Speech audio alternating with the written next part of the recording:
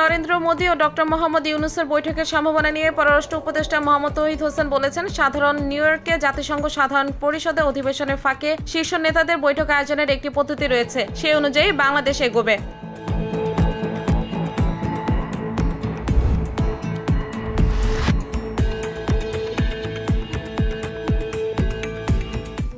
অন্তর্বর্তী সরকার স্বল্প সময়ে যে সিদ্ধান্তগুলো নিচ্ছে তা যৌক্তিক ও সময়োপযোগী বলে মন্তব্য করেছেন বিএনপি মহাসচিব মির্জা ফখরুল ইসলাম আলমগীর। মির্জা ফখরুল বলেন, তত্ত্বাবধায়ক সরকার ব্যবস্থার স্থায়ী রূপ ও দ্বিকক্ষ বিশিষ্ট সংসদ ব্যবস্থার পক্ষে বিএনপি।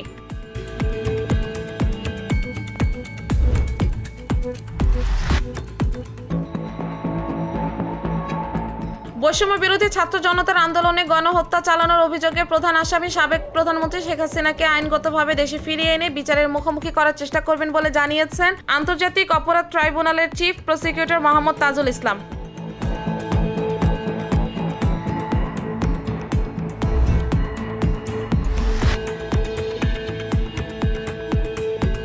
আওয়ামী লীগের সাবেক 2 সংসদ সদস্য সহ 3 জনের বিরুদ্ধে অনুসন্ধান শুরু করেছে দুর্নীতি দমন কমিশন। তারা হলেন মৌলভীবাজার 4 আসনের সাবেক সংসদ সদস্য আব্দুল শহীদ, বগুড়া 5 আসনের সাবেক সংসদ সদস্য হাবিবুর রহমান এবং সাবেক কৃষিমন্ত্রী ডক্টর আব্দুর রাজ্জাকের ব্যক্তিগত সহকারী মাকসুদ।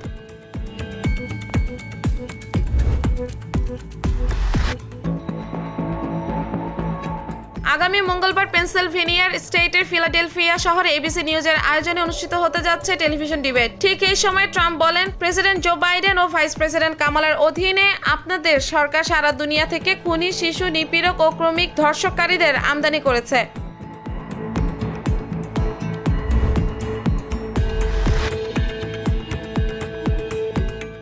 সাবেক প্রেসিডেন্ট জর্জ ডব্লিউ বুশ ও তার স্ত্রী লরা আগামী নভেম্বরে অনুষ্ঠেয় প্রেসিডেন্ট নির্বাচনে নিজ দল রিপাবলিকান পার্টির প্রার্থী ডোনাল্ড ট্রাম্প নাকি প্রতিদ্বন্দ্বী ডেমোক্র্যাট প্রার্থী কামালা হ্যারিসকে ভোট দেবেন সে বিষয়ে এখনো সিদ্ধান্ত নেননি। বুশের ভাইস প্রেসিডেন্ট ডিক চেনি ঘোষণা করেছেন ডেমোক্রেটিক পার্টির কামালা হ্যারিসকে ভোট দেবেন।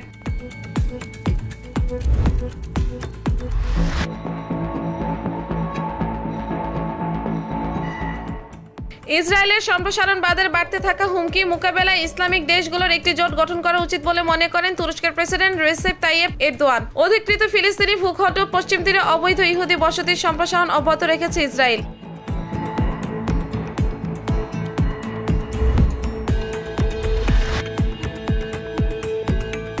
মিয়ানমারের রাখাইন রাজ্যে অবস্থিত জান্তা বাহিনীর একটি নৌঘাঁটি নিয়ন্ত্রণ নিয়েছে আরাকান আর্মি। রাখাইনের জাতিগত এই সশস্ত্র গোষ্ঠী এক বিবৃতিতে এই দাবি করেছে। আরাকান আর্মি এক বিবৃতিতে বলেছে, 1 মাস তুমুল লড়াইয়ের পর রাখাইনের দক্ষিণাঞ্চলীয় শহর থানদের নাগপালি সৈকতের অদূরে নেভি সিল ট্রেনিং সেন্টারে নিয়ন্ত্রণ নিয়েছে তারা।